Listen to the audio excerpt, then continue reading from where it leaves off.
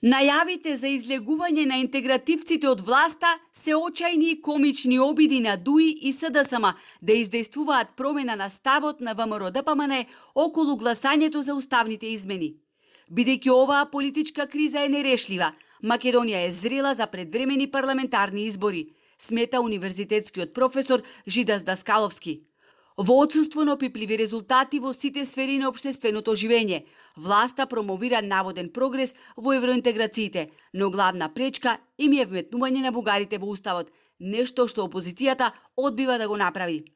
Мислам дека губење време од страна на власта, меѓутоа тие составени во ќорсокок и нема што друго да прават освен да притискаат, да се обидуваат со помош на западен фактор, со помош на амбасади, европратеници, комисии и така натаму да влијаат врз главната опозицијска партија ВМРО-ДПМН.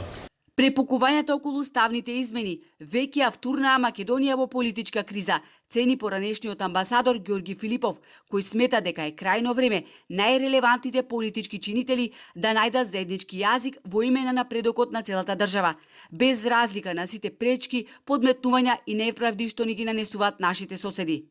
Филипов и политичкиот аналитичар Даскаловски имаат диаметрално различни ставови околу тоа дали освен уставните измени Бугарија на маса ќе стави нови барања, кои што ќе го замрсат продолжувањето на пристапните преговори за членство во Европската унија.